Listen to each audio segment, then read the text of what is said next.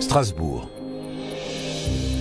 Entre 1985 et 1986, celui que la presse a surnommé l'étrangleur de la Roberceau fait régner la terreur dans ce quartier résidentiel.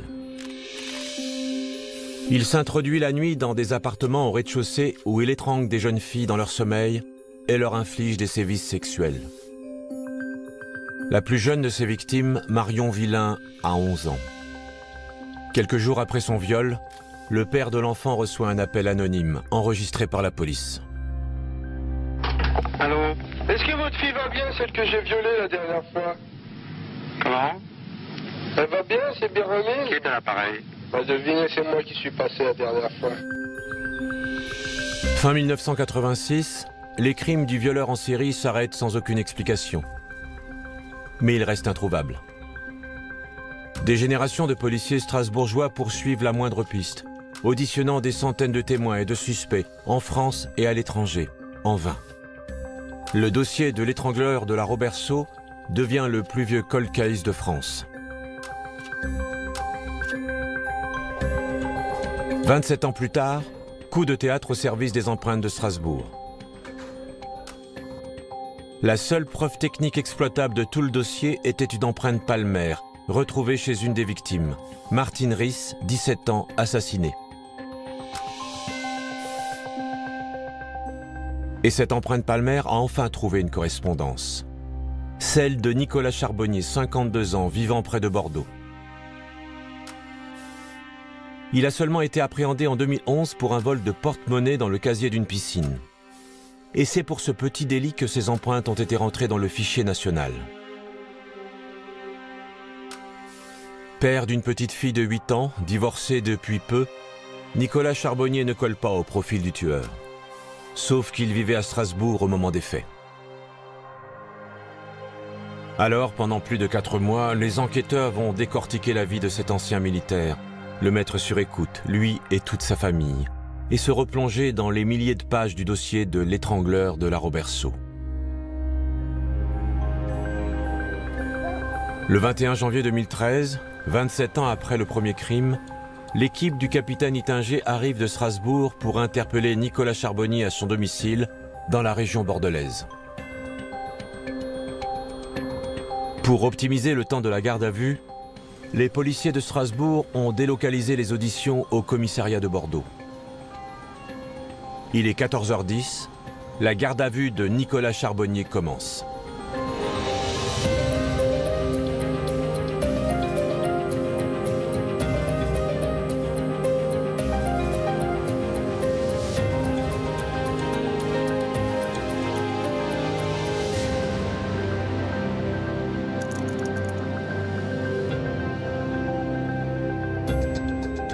La garde à vue est une mesure de contrainte décidée par un officier de police judiciaire à l'encontre d'une personne soupçonnée d'avoir commis ou tenté de commettre un crime ou un délit.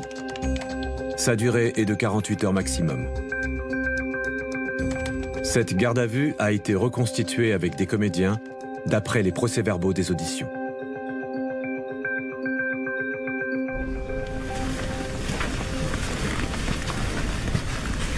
J'ai 30 minutes. Merci. Bonjour, monsieur Charbonnier. Je suis Maître Baldé, votre avocat. Avant tout, j'ai besoin de savoir si vous avez été bien traité depuis votre interpellation. Oui, tout va bien. Nous, on n'en revenait pas. On a fait sa vie, il est marié, il a une petite enfant. Comment un gars qui a été un véritable prédateur chez nous, un tueur, un agresseur de femmes, un violeur dans les années 80, a pu se transformer en voleur dans un casier dans une piscine. Là, on s'est dit, il y a un truc qu'on n'arrive pas encore à comprendre. Et si on se plante? Et si on se plante? On m'informe que vous avez été placé en garde à vue pour meurtre, tentative de meurtre ainsi que viol. Alors, je suis en présence d'une personne absolument calme, qui a l'air serein, qui n'est même pas énervé ou stressé, qui semble croire que tout ça c'est une mauvaise blague, et qui est sûr d'être remis en liberté très rapidement. Donc lui-même, d'emblée, me met en confiance. Mais alors c'est vraiment sérieux cette histoire? Pour meurtre? Oui, on ne peut plus sérieux. C'est insensé. Est-ce que cela veut dire que vous niez les faits qui vous sont reprochés, monsieur Charbonnier? Bah, évidemment. L'avocat commis d'office, on lui a pas ramené les 15 tomes du truc, hein. Donc, je lui ai dit ce que j'avais envie de lui dire. C'est-à-dire, rien. Ou pas grand-chose. Donc en fait, c'est une discussion de dupes à ce moment-là entre un avocat qui ne connaît pas son client et le client qui ne connaît pas l'avocat. Juste dire, est-ce que vous avez été frappé par la police? Non. Ben, on va y aller maintenant, hein. On va aller parler aux flics. Afin que le regard du suspect ne puisse se raccrocher à rien, le capitaine Ittinger a choisi pour mener la garde à vue un bureau vide. La première audition peut commencer, il est 17h30. Pense-moi ça, s'il te plaît. On n'en aura pas besoin. Un verre d'eau? Volontiers. Ce dossier de l'étrangleur de Laurent Berceau, c'est une plaie. Tous mes collègues ex-chefs brigade criminelle se sont cassés les dents dessus. Et c'était, je crois, le seul cold case qu'on pouvait avoir chez nous à Strasbourg. On est un peu fébrile. C'est-à-dire que là, on est dans la phase finale d'un jeu qu'on prépare presque depuis 5 mois. Hein, voilà. Et on sait que c'est maintenant que ça va se jouer.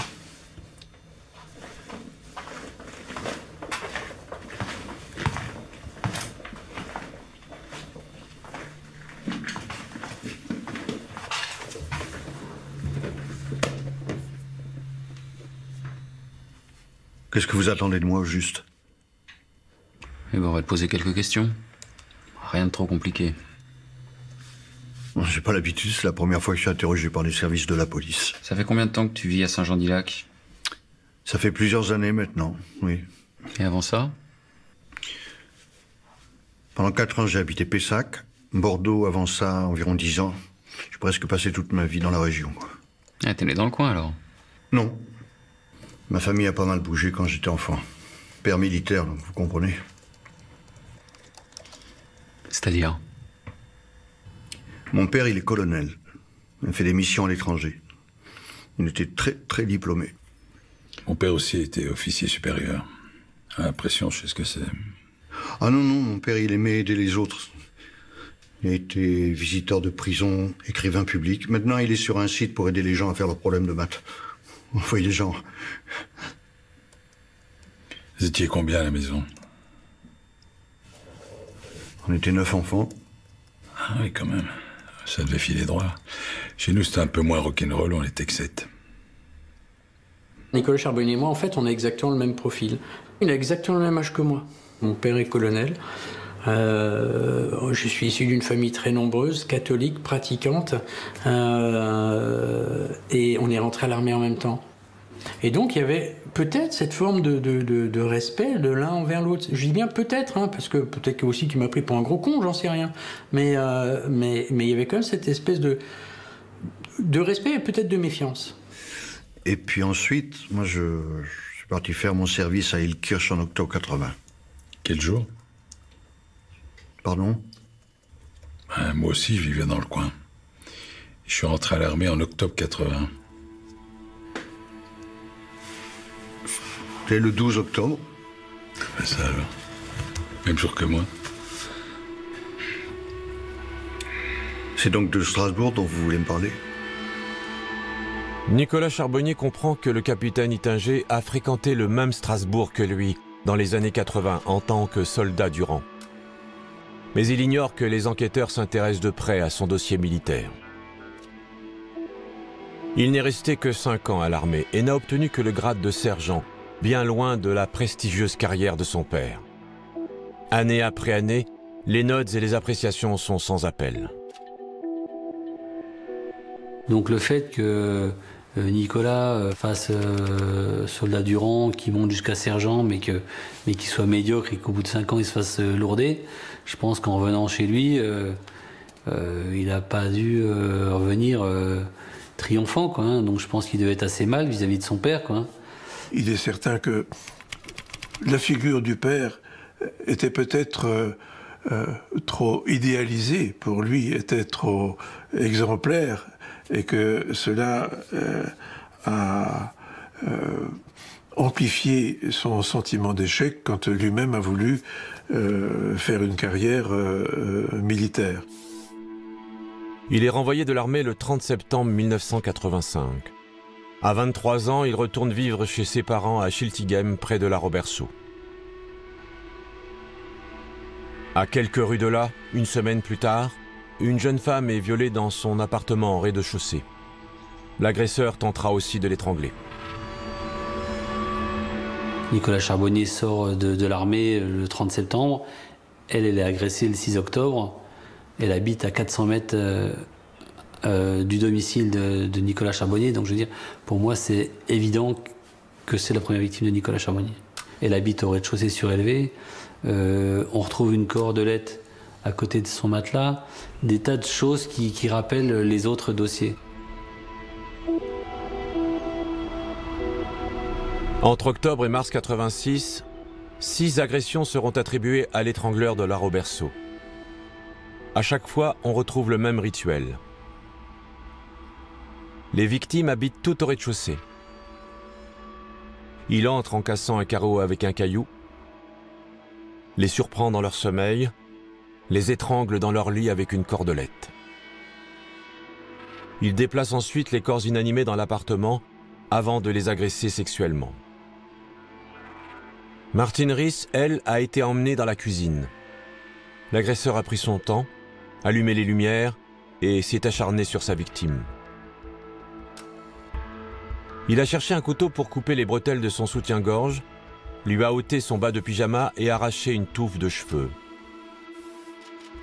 Puis il lui a coupé les poils pubiens alors qu'elle agonisait. Il s'est ensuite rendu dans la chambre de sa sœur Patricia, qui s'est réveillée alors qu'il était sur elle pour l'étrangler. Ses hurlements l'ont mise en fuite. On n'a retrouvé aucune trace technique exploitable, hormis l'empreinte palmaire laissée sur la commode de Martine, celle qui a permis l'interpellation de Nicolas Charbonnier. Attendez, ça voulait pas du tout dire à cet instant-là que M. Charbonnier avait pu commettre un crime. Et effectivement, la première réaction que j'ai, c'est de me dire, mais peut-être qu'il connaissait simplement cette victime, qu'il était présent à un moment dans cet appartement, mais absolument pas pour y commettre les crimes décrits. On a une trace, mais si c'est un copain, s'il faisait partie des secours, s'il faisait partie d'une équipe de déménageurs, des gens qui ont ramené des meubles pour les filles, on a tout vérifié. Et au fur et à mesure, on ferme les portes. Donc au fur et à mesure qu'on avance dans les 4 mois, ben, vous arrivez à vous persuader, vous, ben, que ça peut être que lui. C'est vrai qu'on part pas avec grand-chose. On part pas avec grand-chose et c'est vrai que 27 ans après les faits, ben, les témoins ont vieilli, ils n'ont plus la même mémoire, ils n'ont plus les mêmes souvenirs qu'à l'époque. Je me souviens pas, c'est des témoignages contradictoires par rapport aux premières auditions parce que ben, les gens ne se rappellent plus. Et on s'est rendu compte qu'en fait, ça nous desservait. C'est-à-dire que plus on rentrait d'éléments troubles ou non qu'on n'arrivait pas à établir, plus ça profite en fait à la personne qu'on va viser. Et là, j'ai tout de suite dit à Michel, stop, on arrête tout, on va changer notre fusil d'épaule. Et donc petit à petit, on en est rentré à faire des jeux de rôle. Alors, il me parlait comme si j'étais Nicolas Charbonnier. Et j'ai essayé de le contrer. Pas n'importe qui. ah ouais. C'est ce qui se passe. Pendant les 4 mois de préparation de la garde à vue, les 2 policiers ont passé au crible les questions d'ordre professionnel, familial, intime et même sexuel. Ils ont simulé les réponses potentielles de Nicolas Charbonnier afin de rester maître du déroulé des auditions. C'est ce qui se passe à ce moment-là. Ouais. Quand j'étais jeune, il y a une fille, là, je l'avais tapé dans l'œil. Elle s'appelait comment? Martine, je crois. Ouais, c'est ça, Martine. On a dû se voir 2-3 fois, je dirais, à l'époque dont vous me parlez, là, chez elle. Bon, on n'a pas fait grand-chose, hein. Je suis un gentleman, vous savez. Puis un jour, plus de nouvelles. Ça s'est terminé comme ça. Eh ben, tu vois, là, ton empreinte palmaire. Mais s'il nous dit ça, peut te la carrer au cul bien profond, parce qu'on est mort s'il nous dit ça. On s'est assuré qu'il n'était pas connu de l'entourage de Martine Riss. Maintenant, Martine Riss, bon, de ce qu'on savait du dossier, c'était une fille assez discrète, qui faisait ses études à Strasbourg, qui bougeait pas une oreille, etc. Et nous, ce qui était important pour nous, notre stratégie, c'était de faire dire donc à Nicolas Charbonnier qu'il n'avait aucune raison valable d'être dans cet appartement. C'est ce qu'on va faire. On va jouer à l'entonnoir.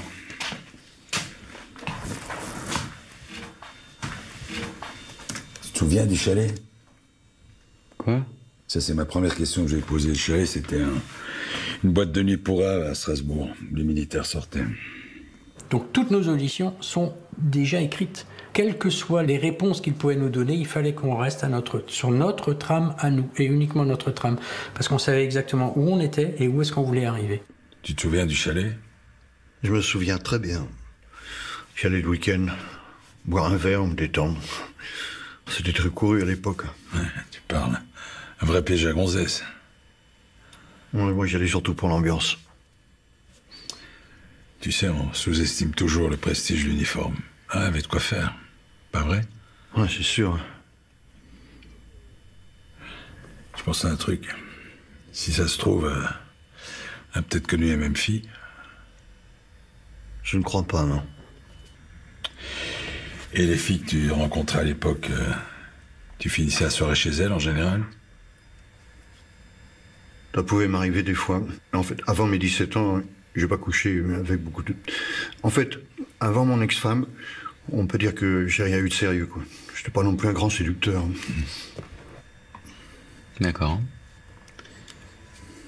Donc si je te dis Carole Reichelt? Ce nom ne me dit rien. Gisèle Tin? Pas la moindre idée de qui ça peut être. Où voulez-vous en venir? On ne voulait absolument pas qu'il puisse nous dire qu'il connaissait Martine Riss. On a noyé le nom de Martine Riss parmi des noms d'autres femmes apparues dans le dossier, quoi. Et une certaine Marion Villain, ça vous dit quelque chose? Ce sont pas des filles que j'ai connues, en tout cas. Martine Riss? Vous cherchez à faire l'historique de mes conquêtes? Vos conquêtes? Donc vous les avez côtoyées? Absolument pas. Judiciairement, c'est pas terminé, quoi.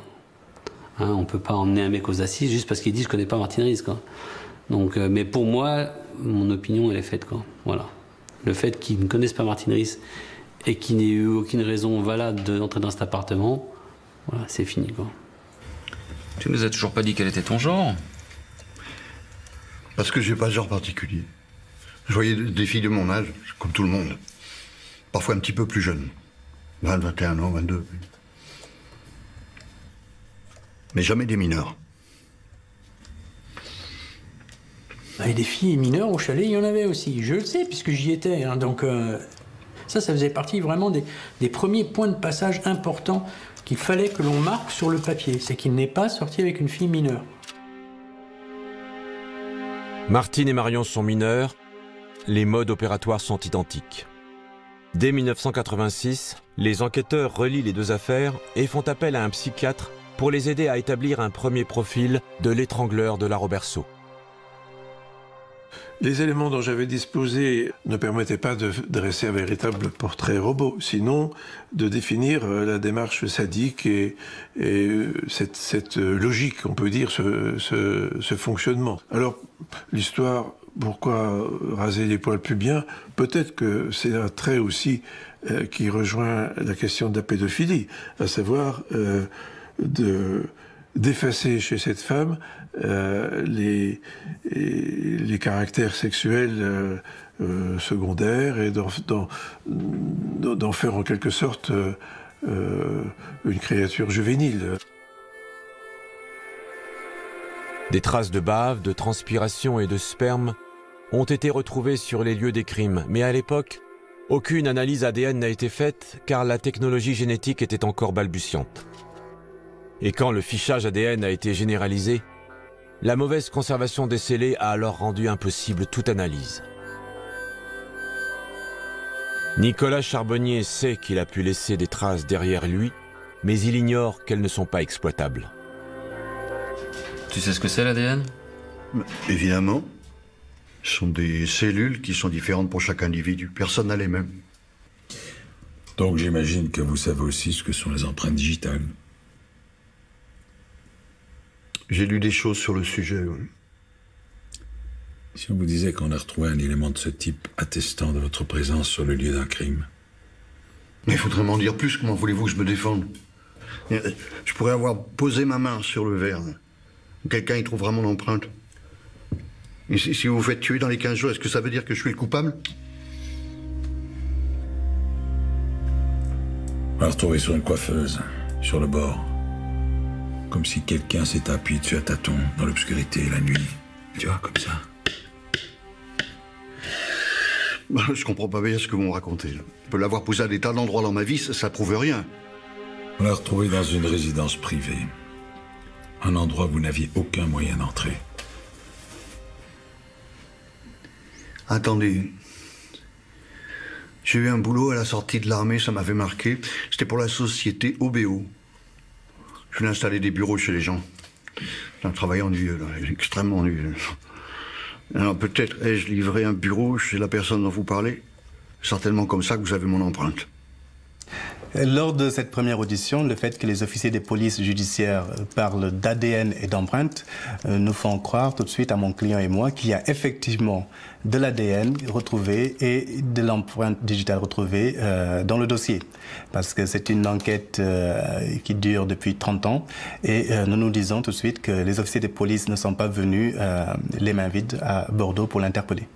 Commencer par des questions lambda de « savez-vous ce que c'est qu'un ADN ?»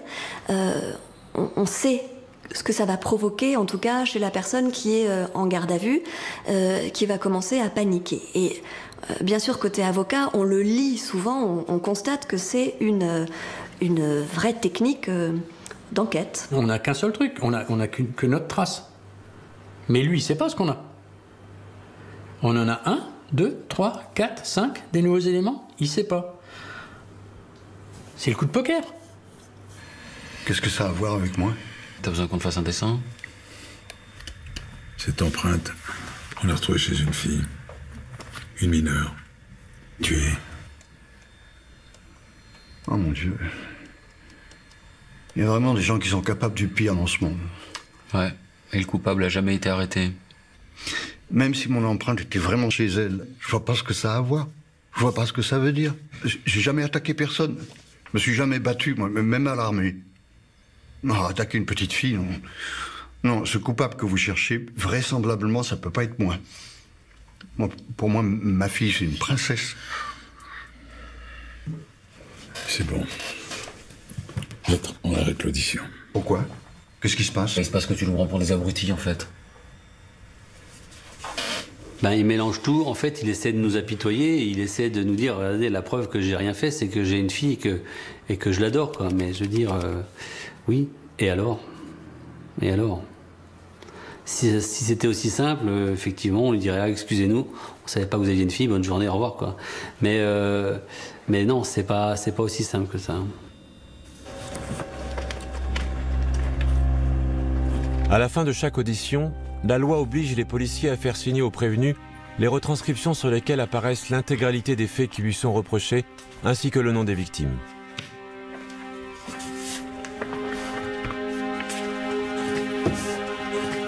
C'est la première fois qu'il voit l'intégralité des noms des victimes. Il voit exactement les incriminations, viol, tentative de meurtre. Donc là, je pense quand même que quelque part, ça fait tilt dans sa tête. Pourquoi est-ce que c'est la première fois qu'il le voit? Parce que c'est la première fois qu'on lui montre. Voilà. Alors oui, c'est pas bien ce qu'on a fait. C'est pas bien. Normalement, quand j'arrive, lorsque je toc toc toc à la porte, je lui montre ma carte de flic. Bon, j'ai en général mon brassard, je lui montre ma carte de flic et je lui montre la pièce de justice. Alors je lui ai montré sûrement la pièce de justice, hein, j'insiste sur le sûrement, hein, mais je lui ai pas donné. On lui montre, on lui donne pas. Donc il l'a pas lu. Voilà. Sur la notification de garde à vue, j'avais squeezé, donc celle-là il l'avait lu, hein, aussi, hein, mais j'avais squeezé beaucoup de choses. Alors, c'est pas bien. C'est pas faux, mais c'est pas bien. Moralement pas bien, mais c'est pas faux. J'ai pas commis d'erreur de procédure. Pensez bien que tous les avocats, ils se sont penchés sur le problème après. Hein. Et donc j'ai juste joué un petit peu avec le droit. Voilà, c'est tout. À mon avis, les officiers de police ont respecté les textes, même s'ils ont été un peu borderline. Malheureusement, nous n'avons trouvé aucune nullité dans ce qui avait été fait dans ce dossier. J'ai pas dit coucher, j'ai dit fréquenter. Si, c'est ce que t'as dit. Non, j'ai dit fréquenter. Tu veux qu'on réécoute les enregistrements ?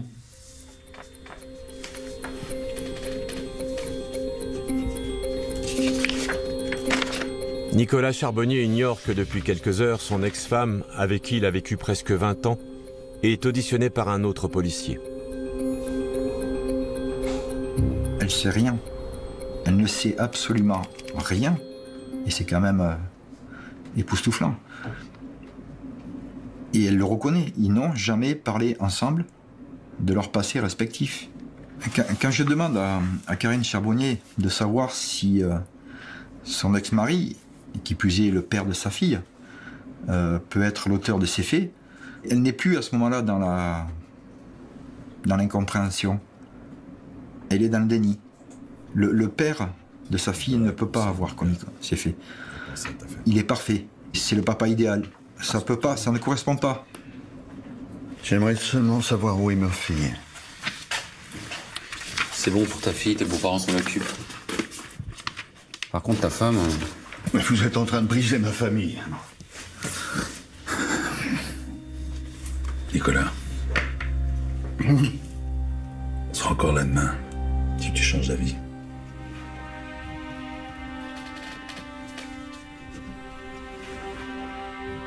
Je peux vous expliquer ce qui s'est passé? Tu appelles ton avocat? Vous croyez que ça va m'aider? Non, finissons-en plus vite. Ça peut être aussi une tactique pour lui. Hein. Est-ce qu'il va essayer de noyer le poisson? Est-ce qu'il a essayé de nous la faire à l'envers en nous faisant copain-copain? Il faut toujours se méfier. Donc nous, Mich et moi, toujours impassibles. Tu veux nous parler? Tu nous parles. Tu nous parles, on t'écoute, on enregistre, point. Il est 19h30. Sa garde à vue dure depuis plus de 5 heures. La deuxième audition s'enchaîne sans tarder et sans avocat.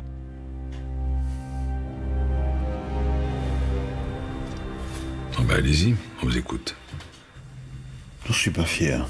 Ce n'est pas une histoire que j'ai racontée à qui que ce soit. À l'époque qui vous intéresse, je venais de sortir de l'armée. Je ne savais pas trop quoi faire de ma vie. J'étais un peu désœuvré. Et le chalet, puisque vous en parliez, c'était effectivement un endroit où les militaires se retrouvaient pour draguer, mais pas que. J'y ai fait des connexions. J'ai rencontré quelqu'un, on parlait beaucoup, on buvait beaucoup aussi, on a sympathisé. C'est un homme cultivé qui avait un peu d'argent, qui était fascinant pour moi. Je n'avais jamais rencontré quelqu'un de pareil. Et travaillait pas vraiment, il était cambrioleur. Wow. Et un jour, il m'a proposé un coup. Et qu'est-ce que vous avez volé? Ben c'est ça le pire, rien. Je cassais un carreau. On rentrait avec mon associé, je restais 1 minute ou 2 maximum. Je m'y prenais comme un manche que j'ai jamais rien ramené. Je mettais même pas de gants. Il avait réussi à me persuader que c'était pas la peine, étant donné que j'étais pas fiché par la police. Donc quand j'y repense, j'ai honte. Dans notre jargon, on a ce qu'on appelle, nous, le PV chic, c'est le mec qui va vous dire non, j'ai rien à voir là-dedans. Ah non, moi, non, c'est pas possible.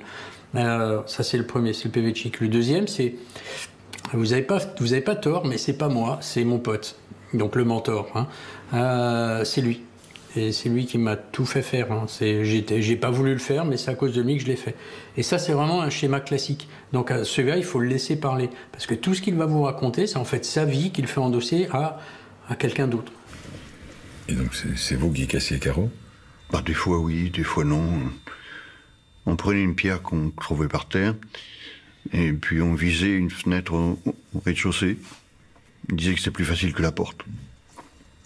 Le fait qu'ils nous disent j'ai fait des cambriolages, j'ai utilisé des cailloux pour casser les fenêtres et on volait ce qui avait de valeur, etc.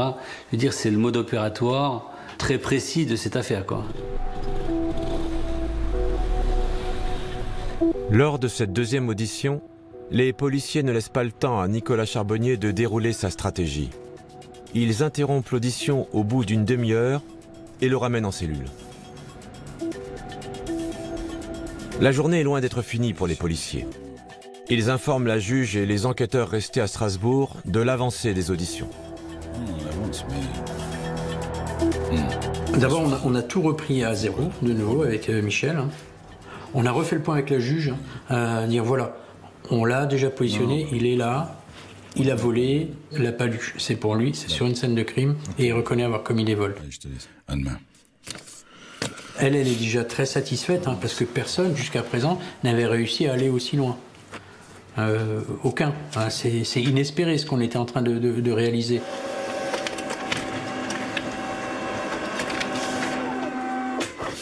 Sans surprise, la juge autorise la prolongation de la garde à vue. Ils vont pouvoir le garder 24 heures de plus. Mais manquant de preuves, ils ne vont pas se précipiter. Ils vont le laisser mariner en cellule. On veut qu'il se fourvoie, quoi, voilà. Là, on veut qu'il le mette dans des conditions psychologiques telles que le lendemain matin, voilà, il sache plus où il est, quoi. Voilà. La garde à vue dure depuis plus de 24 heures. L'avocat de Nicolas Charbonnier est appelé pour s'entretenir avec son client juste avant la troisième audition. Je ne suis absolument pas au courant qu'il y a déjà eu une deuxième audition la veille. Je suis absolument surpris. Je lis ici que vous avez raconté avoir commis des cambriolages. Je comprends par la suite qu'effectivement, il s'est cru obligé de donner des éléments pour mener les enquêteurs en bateau. Pour justifier la présence de son empreinte palmaire, Nicolas Charbonnier a reconnu avoir volé chez les sœurs Ries. Mais les policiers ont besoin que l'adresse de Martine Ries soit formellement inscrite dans le PV d'audition. Après 18 heures passées en cellule, Nicolas Charbonnier semble épuisé. Bon, on va reprendre là où on s'est arrêté hier. Tu nous as parlé de 4 effractions. Tu te souviens des autres? Non, là, franchement, vous m'en demandez beaucoup. On s'est rendu dans 2 appartements, c'est vrai, mais il y a eu également 2 maisons.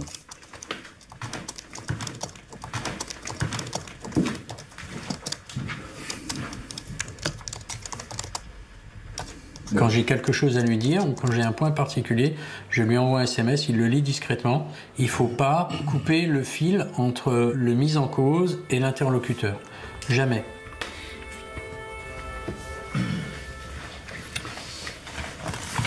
Bon, je reprends parce qu'il faut être bien précis. Tu as reconnu t'être introduit au domicile des sœurs Ries, 3 rue d'Alinden, Strasbourg, dans le quartier de la Robertso. On a retrouvé ton empreinte palmaire. C'est bien ça? Oui. On l'écrit, il n'a pas plus de réaction que ça. Il aurait très bien pu hurler, son avocat même aurait pu hurler, ce qui veut dire que, de facto, c'est acté. On est d'accord.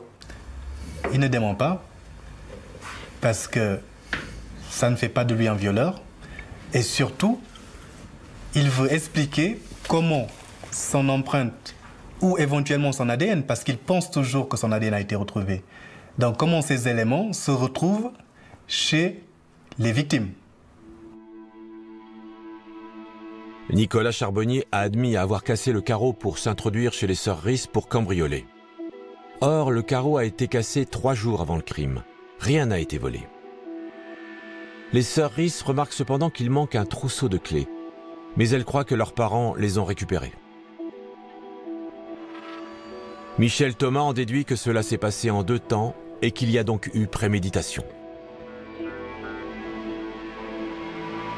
Tu nous as parlé de ton complice, disons qu'on va l'appeler Monsieur X.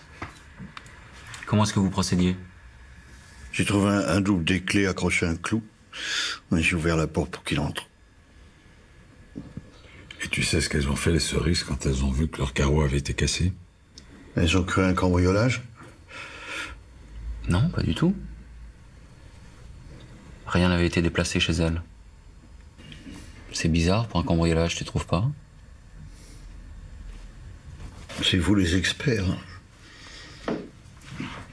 Aucun voleur au monde n'entre sans mettre à sac les endroits qu'il cambriole, c'est la base. Être discret, ils en ont rien à foutre.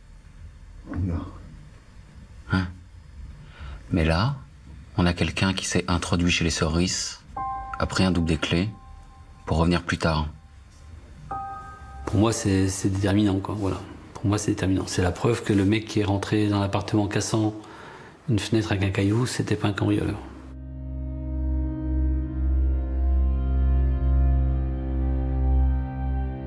Tu savais qu'il vivait là? Non, pas du tout. Je suis venu pour cambrioler. Seulement pour ça. La fiche de cinéma, les livres scolaires sur le bureau, ça t'a pas mis la puce à l'oreille. J'ai rien vu de tout ça. J'arrive à me souvenir de certaines choses, à retrouver certaines images. Et pour d'autres, c'est flou. T'arrêtes de nous prendre pour des cons? Si tu veux mentir, mens mieux ou arrête, s'il te plaît. Non mais pour qui vous vous prenez me parler sur ce ton, là? Vous me tombez dessus comme des pitbulls depuis tout à l'heure. Mais je suis très calme. Rassure-toi. Bon, et les autres appartements. Le premier, par exemple, il ressemble à quoi? C'est la même chose. Dans mes souvenirs, il est situé au bord de l'île. Quand on y est rentré, on a commencé à fouiller, sauf que j'ai entendu des gens qui ronflaient, j'ai pris peur. Et je suis allé voir. Il y avait des gens qui dormaient, je suis parti. Point final. On s'attendait pas du tout à ça. On s'attendait à ce qu'il nous raconte un peu n'importe quoi, comme il avait fait avant. Et là, la façon dont il parle du premier appartement, on se rend compte que c'est la description exacte de l'appartement de Marion Villain, quoi. Marion.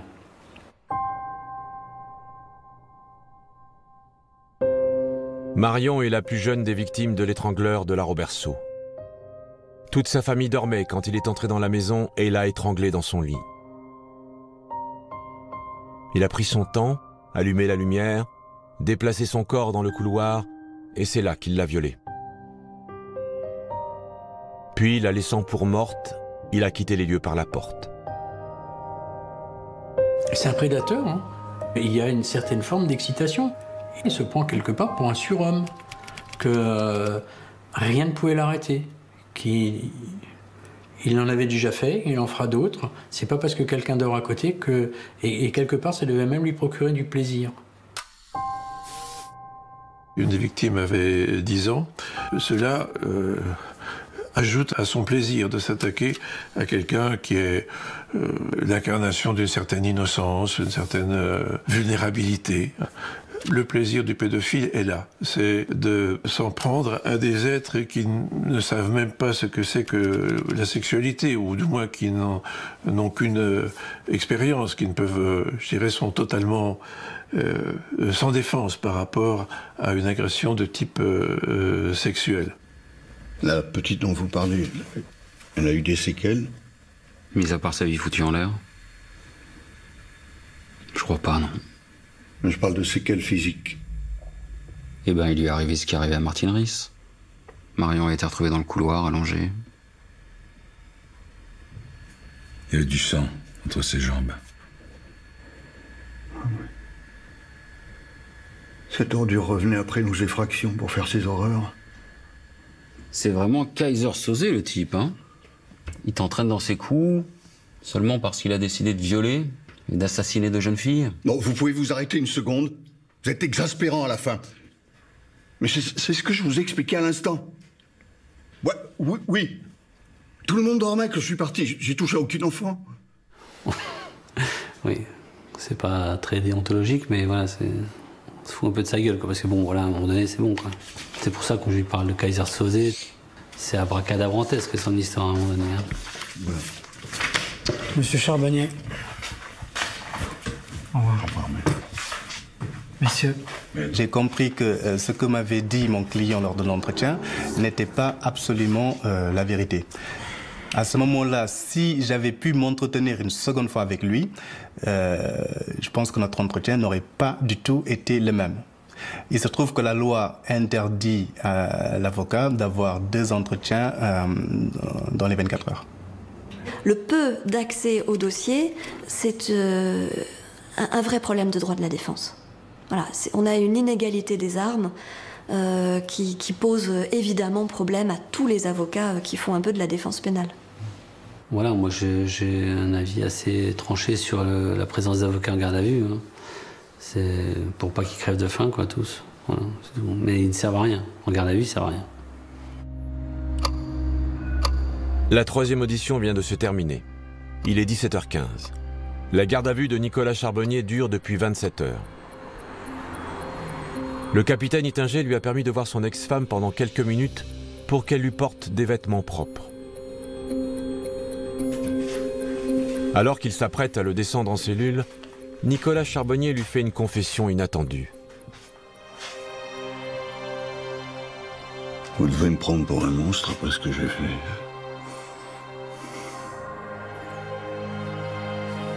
Il m'a dit ça, mais on ne peut pas en faire état, on ne peut rien en faire. C'est quelque chose qu'il m'a dit de lui à moi. Je ne peux pas m'en servir en procédure. Je ne veux pas le relancer là-dessus, parce qu'on peut arriver à une situation de blocage également, en disant non, toi tu me mens, ou vous me mentez. Je vous ai jamais dit ça. Donc il me l'a dit à un moment. Je suis suffisamment intelligent également pour le garder pour moi, enfin je l'ai partagé avec Mich, mais on ne s'en resserre pas. À la veille de la quatrième audition, non seulement ils ont des aveux inutilisables, mais en plus, ils ne peuvent pas profiter de l'erreur de Nicolas Charbonnier. Nous, on n'est pas prêts. Comme je dis, nous, on est parti en fait là-bas pour la paluche dans l'appartement des sœurs Riss. Marion, on connaît son histoire, on connaît, mais on n'a rien pour la rattacher. On n'a rien. Okay. Ils ont la nuit pour établir une nouvelle stratégie. Ils la préparent avec les enquêteurs restés à Strasbourg, qu'ils leur communiquent à leur tour les dernières auditions de la famille de Nicolas Charbonnier.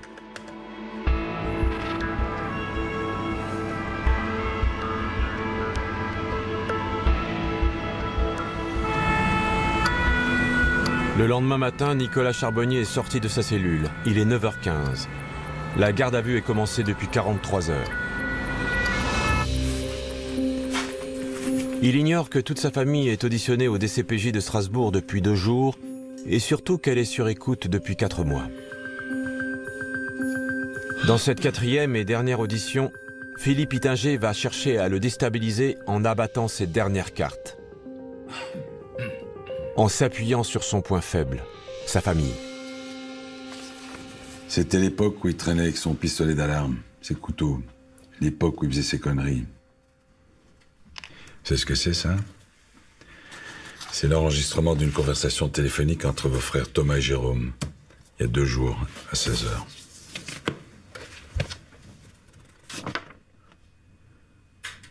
Non, mais c'était mes couteaux de l'armée, je me trimballais pas avec. Donc vos frères se trompent? Oui, ils se trompent. Et la vie de votre père, ça compte beaucoup pour vous? D'après lui, vous auriez giflé une femme qui aurait porté plainte contre vous alors que vous étiez encore à l'armée. Ce qui aurait entraîné une comparution devant le tribunal et une condamnation à une peine de 6 mois avec sursis. C'est pas possible. Ça n'existe pas. Ce que vous dites là. Mes frères, mon père, qui disent que j'aurais frappé une femme, comme quoi j'aurais été violent avec elle.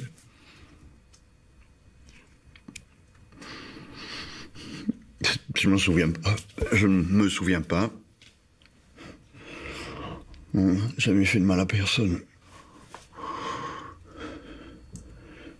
Non, je crois que mon père se trompe.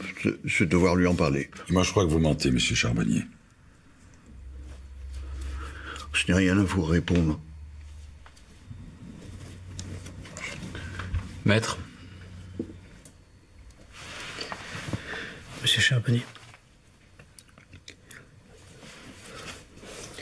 Vous pouvez nous parler de votre relation avec votre fille et votre ex-femme, s'il vous plaît. Nous avons été très heureux ensemble. Les faits qu'on lui reproche sont tellement abjects, j'essaye de le rendre plus humain. Et ma fille, je ne vis que pour elle. Quand je ne suis pas avec elle, je prépare les moments où on va se retrouver.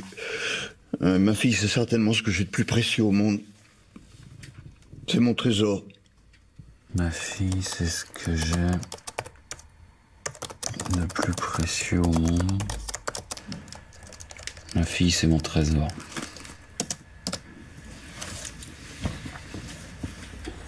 Bon, la question, bien sûr, s'est posée, qu'est-ce qui s'est passé chez Charbonnier pour qu'il, je dirais, abandonne, si on peut dire, sa carrière de meurtrier pour mener une vie de famille, soi-disant modèle. Je n'ai pas souvenir, dans ma carrière d'expert, d'avoir observé chez quelqu'un une telle métamorphose de la personnalité. Je dirais, cet homme exemplaire n'était pas un autre Charbonnier, fondamentalement, que celui qui avait commis les crimes dans les années 86. Nicolas Charbonnier vient de passer 47 heures en garde à vue, dont seulement 6h45 en audition. Les policiers n'ont pas obtenu ses aveux, mais il s'est positionné sur 2 scènes de crime. Cela permet à la juge de le déférer à Strasbourg. Cette information fuite immédiatement dans la presse. Une demi-heure plus tard, alors que les policiers s'apprêtent à le transférer à Strasbourg, France 3 ouvre le JT avec ce scoop. Sur France 3 Alsace, c'est les titres de l'actualité régionale. Milieu des années 80 à Strasbourg, l'étrangleur de la Robertsau sème la terreur. 27 ans après les faits, un homme vient d'être arrêté dans la région de Bordeaux. Habituellement, j'aime pas du tout ça. Donc colère dans un premier temps, énervement. Je dis qu'est-ce que c'est que ce merdier? Pourquoi? Ils n'avaient pas à le faire. Et puis finalement, voilà, le bon alignement de planètes. 27 ans après les faits, un suspect a été interpellé dans l'affaire dite de l'étrangleur de la... Les journalistes vont même jusqu'à rediffuser un extrait du journal de l'époque.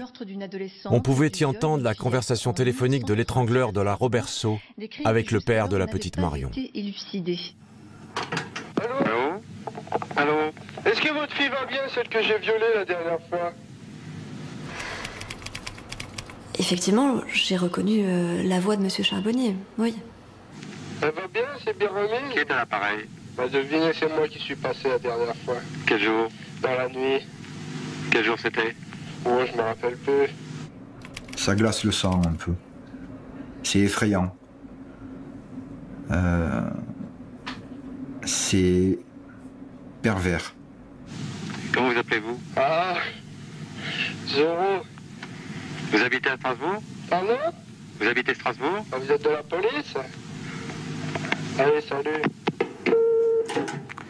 Et là, il se passe quoi? Sur les écoutes, on a le père, la mère, le sœur, tac, tac, tac, ils s'appellent les uns les autres, là.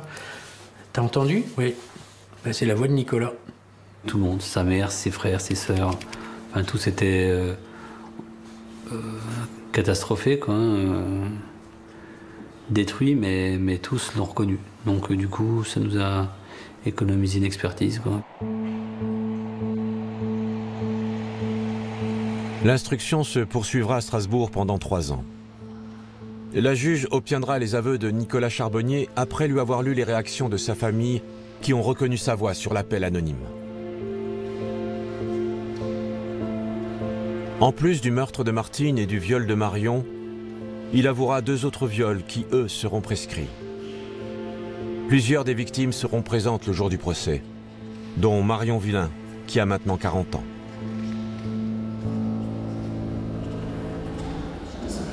Depuis, on est amis. Je sais que voilà, elle est vraiment contente qu'on ait sorti le dossier. Ça lui a fait beaucoup de bien. Et c'est clair que voilà, on fait aussi ça pour ça. Que je veux dire, on ne demande pas des médailles, mais je veux dire voilà, quand les gens sont satisfaits de notre travail, et là, je pense qu'elle l'était, que ce soit Marion, Patricia, ça fait plaisir, quoi. Voilà. Je resterai toujours persuadé, je pense que Michel aussi, que dans la salle, on avait également d'autres victimes qui sont juste venues le voir, qui sont venues voir comment est-ce qu'il allait être puni et qui n'avaient jamais osé déposer plainte. On en est persuadé. L'étrangleur de la Robertsau, âgé de 53 ans aujourd'hui, a été reconnu coupable de l'ensemble des chefs d'accusation pour les crimes commis en 1986 à Strasbourg. Nicolas Charbonnier sera condamné à perpétuité, dont 20 ans de sûreté, pour fait de viol et tentative de meurtre sur mineurs de moins de 15 ans, emploi de torture ou d'actes de barbarie pour l'exécution d'un meurtre sur mineur de plus de 15 ans. Il ne fera pas appel. Un verre d'eau ? Volontiers. Très sincèrement, s'il refusait de parler, on avait perdu. Donc c'est à nous de savoir jouer avec la procédure. Alors bien sûr, l'avocat va crier au scandale, mais à partir du moment où vous avez découvert un meurtrier, il faut déjà avoir les couilles sérieusement bien attachées pour aller dire que les flics, ils ont mal fait leur boulot, quoi. Et je pense qu'avec Charbonnier, qui était vraiment un cas particulier, parce que nous, on nous a demandé de travailler avec la législation moderne sur un cold case. Eh bien, il faut s'adapter. Il faut s'adapter, il faut trouver une véritable stratégie, il faut être rusé, et il faut aller au bout de son idée.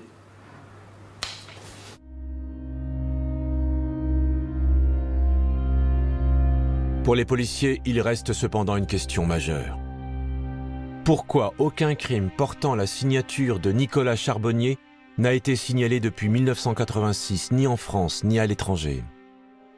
Pour les experts psychiatres, il est pourtant invraisemblable qu'un tueur et violeur en série cesse ses activités du jour au lendemain. Nicolas Charbonnier reste une énigme. Aujourd'hui, on sait enfin qui est l'étrangleur de la Roberceau. Mais on ne sait toujours pas qui est Nicolas Charbonnier. Voilà les seules explications qu'il a livrées lors du procès. Vous savez, il y a le bien, il y a le mal. À une période, il y a le mal qui est sorti, et depuis, il n'est plus jamais ressorti.